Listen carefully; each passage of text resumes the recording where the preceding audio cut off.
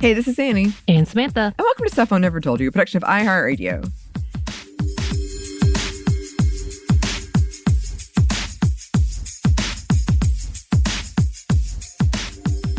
And welcome to another edition of Happy Hour. As always, if you're choosing to imbibe whatever you're choosing to do, please do so responsibly. Samantha, are you sipping on anything? You know, it's been an odd morning full of stress, so I'm keeping it with my water, but I'm also drinking a little bit of coffee that I have left over because I'm gonna need it. No. But that's it for me. What about you? I have my red wine. I'm also having a very stressful day. I'm having a stressful, couple of weeks. And today I was thinking of all the topics I wanted to do, and so many of them were sad. And I was like, I cannot have that right now. Even my Star Wars one bummed me out. I'm going to come back and talk about that.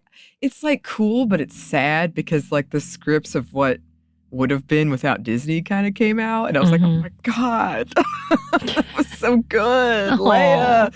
But anyway, I will come back and talk about that later. Today, what I want to talk about is a strange confluence is happening, Samantha. I don't know if you know this. We have a Monday Mini coming up where we're going to be talking about our anniversary of starting together as a host on the show, even though that's not what we knew was going to happen at the time. Turns out that happened on March 22nd, 2019. That's when our first episode came out. The first episode I did of Savor, the other show I do, came out on March 22nd. Wow. 7 years ago.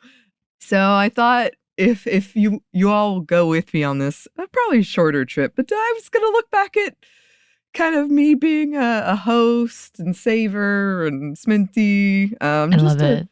A fond look back. 7 years.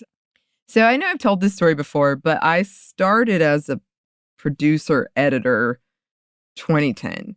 I was hired full-time 2011. Our company is very confusing in that I think we've gone through 7 companies. Not exaggerating, I'm pretty sure it's 7. So at the time the company was How Stuff Works, a lot of stuff has changed since then, but I've essentially held the same job-ish since 2010. And I was the editor-producer of Sminty. And then we kind of moved hands again, the company did. And we became very video-focused. And then I was the video producer for Sminty, which those videos are still up on YouTube. You can still find them. Those were all me. Those were all me. It's true. But then when Kristen and Caroline announced they were going to leave, they told me in person. I was like, well, I don't know what I'm going to do then. And unfortunately, I feel like a lot of jobs are like this, but unfortunately in this job, there's always that insecurity of well, that's the end for me. I guess there's nothing else for me to do. So I thought I might lose my job. And then I went to, I'm still not sure why, but I went to South by Southwest as part of our whole company. It was a team of 10 of us went. And I was making video, editing video. It was a really busy experience. And because I like planning things, I had planned months in advance, all of these, we got to get this barbecue here and this here and do this and this and this. And everybody wanted to go with me because I made the plans. You can't just go to Franklin's barbecue, fools. So after that, friend of the show who's been on here, friend in real life, Lauren Vogelbaum, she sat me down and was like, I think you should be on a show. I've been thinking about starting this food show, and I think you would be great on it. And I really deliberated about it because I was nervous. I'd seen the hate people got. I'd had to deal with it as an intern. I had to answer listener mail as an intern. And I was really nervous about it, and I wasn't sure. I was like, I'm not really qualified. But the more Lauren talked to me about what she was seeing, I was like, okay, yeah, I could do that. And so I agreed to do it. And the first episode we did was on sparkling wine. And I still remember what I wore because I was so nervous. Like, it's not like anyone could see me, but I was so nervous. I remember exactly what I wore. I was like audibly nervous. I will never listen to that episode again. Like, it wasn't bad, but it was just clear. I was so nervous. And I used to edit them at the time. And when you edit yourself, it's not fun. Oh, no. Yeah. But I really liked it. Like, because if you've never listened to Savor, which I would recommend, I liked the history part. It's structured in that Lauren does like the science basics of what it is, and I do the history. And there's some like, it's not super strict, so sometimes she'll put in history notes. But I liked that I got to research history, even though a lot of times people will joke with me and they'll be like, I bet that show is so much easier than Sminty is. And in a lot of ways it is, but food is political, and there's some dark stuff with food. You don't want to leave that out. Right.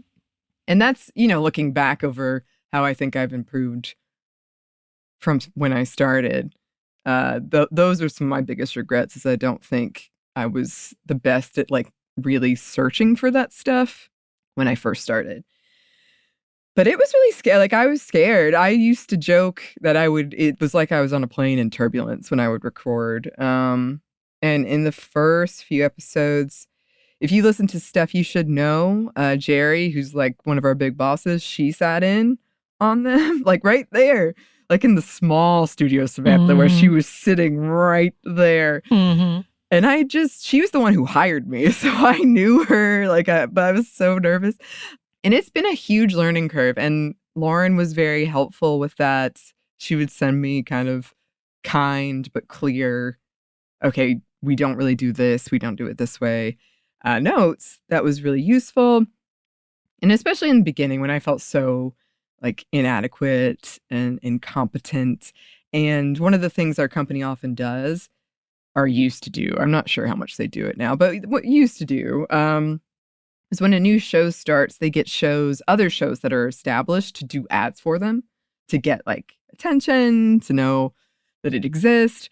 So a lot of those ran for the show. At the time, it was called Food Stuff. I'll get more into that in a second. But a lot of those ran on Stuff You Should Know, which is our biggest podcast in what we call the Stuff brands, like the first kind of How Stuff Works podcast. And we got so many. You know what? I have never proven this is where they came from, but we got a lot of sexist comments from people that I think were expecting Stuff You Should Know, and then listened to us. And like the one that I remember most wasn't even that mean. I just remember it was that you giggle like two girls who got into their dad's liquor cabinet. Well, damn. Yeah, and I do giggle a lot. Like, I know I do that. I do that in real life. It's not something, but it made me really anxious about it. And I was like, oh, I shouldn't laugh at all. And we're going to talk about this, I'm sure, when we do our kind of look back. But sometimes it becomes, when you're trying to hold back so much, that it's obvious too. Like sometimes, like if I just giggle naturally, but I'm trying so hard not to giggle, that becomes something that people can sense as well. Right.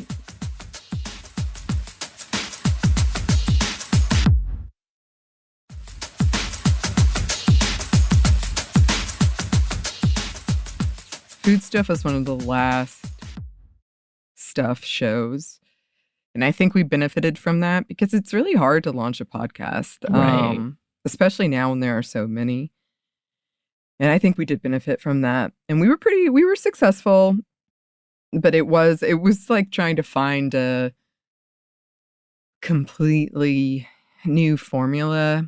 Stuff I've never told you, Sminty was a different problem in that there had been other hosts, and then it was finding your voice within that. Right. Savor was sort of like, make this thing to something people like. It's just interesting. I both were hard, but it was going along well. And then I believe it was, I don't know. Dates are meaningless. We were told to Yes. we were told to rebrand. Basically because they wanted us to be cooler, I think, which I'm like, why did you, have you ever listened to the show? We're big nerds. That's funny. Yeah, they wanted us to be cooler. So they wanted us to travel, which was great. But it was really stressful to travel. I don't want to make it sound like I was so lucky. I got to go to Hawaii. I got to go to New Orleans. I got to go to Asheville. I got to go to all these places. It was great. But it was very stressful, and it was something we were kind of told you have to do, and that was another changing of, okay, well then what is the formula of the show now then? And I had so many great experiences about it, but there's so many times I'm like, I wish we had like one more day we spent in that city where we could have done a better job if we'd had more time. I'm really proud of what we did, don't get me wrong, but it's just one of those things where, like, if you're taking other people's time for interviews, which is what those shows mostly are, I would have loved to have given them more space.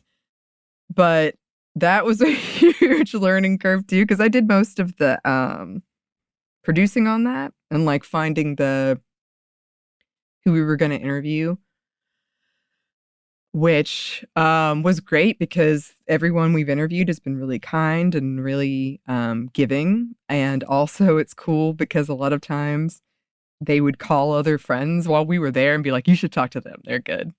Which is great. That's a great sign when people are like, okay. Because, sometimes like the media comes in and you're expecting some kind of gotcha interview or something, but we're just really curious.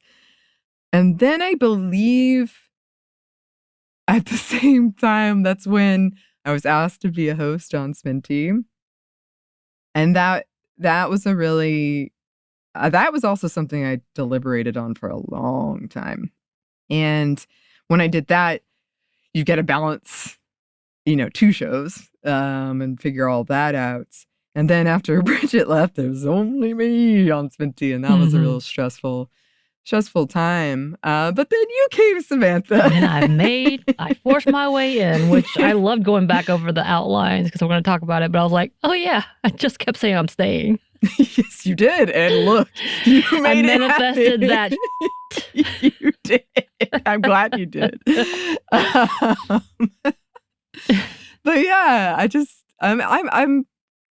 I'm excited for our Monday. I mean, we did start with a very tough topic, but I am excited to revisit that in our Monday Mini. But I just thought, how interesting that these two things happened on the same date, kind of a couple years apart. Yeah. New beginnings for you. 22 is my favorite number. There it is. Yeah, I didn't plan it, obviously, but hey, look at that. The universe knew. The universe knew. And I have been feeling weirdly nostalgic lately. I'm not sure why, but so I've been thinking about this, and yeah, if you haven't listened to Savor, you can. We do talk about a lot of feminist stuff over on there. There's a lot of crossover. There really is, and you've been on Savor, and Lauren's been on here for a few times. Yeah, it's always a fun crossover. We still haven't done our supernatural one. Oh, what a shame! Yes, that is hilarious to me that both you and Lauren, during the pandemic, we found ourselves. You went on a supernatural journey, my friends, which we did talk about on Smitty a lot when you and I first started. Yes, but yeah, and we just recorded our Savor anniversary episode with super producers Dylan and Andrew, who used to be producers of Sminty, and we talked about that for a little bit. But that was one of the things I was thinking about too. Sometimes we'll get questions from people just, asking, curious about why. Sometimes people ask me, like, why do you do it this way in Savor and this way in Sminty? One of the things that I find kind of humorous is that on Savor, Lauren does the big thing at the end, the social media thing. And then on Sminty, I do it. And it's sort of because I was so, I was the newbie when I was on Savor. So I was like, too afraid to do it. And then when you started, I was like, I'll do it. Right. When the very few episodes that I've ever been by myself and I've done it, I make sure to have your script up because it makes me so nervous. Yeah. It's just funny because it's sort of like these artifacts of things that I'm sure a lot of people don't understand. But to us, it's just like, oh, yeah, because I was doing it when Samantha wasn't there. So I just kept going. But yeah, I'm so glad that you and I found each other for this show. And you helped me out both on this show and on Savor by having some support. So thank you, Samantha. Well, happy anniversary to both. Yes. Happy podiversary, podcast anniversary. I'll take it. I'll take it. Yes, and happy podcast anniversary to you too.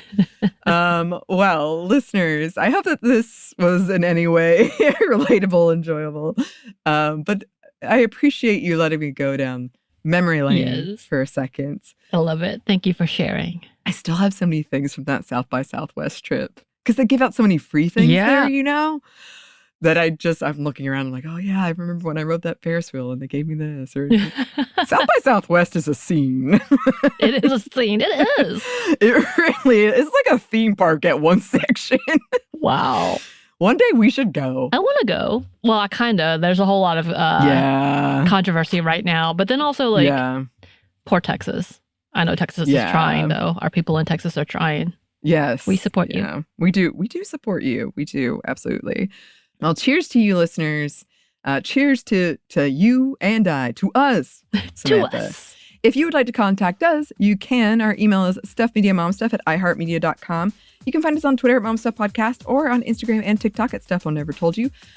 We have a TeePublic store and we have a book you can get wherever you get your books. Thanks as always to our super producer Christina, our executive producer Maya, and our contributor Joey. Thank you. And thanks to you for listening. Stuff I Never Told You is a production of iHeartRadio. For more podcasts from iHeartRadio, you can check out the iHeartRadio app, Apple Podcasts, or wherever you listen to your favorite shows.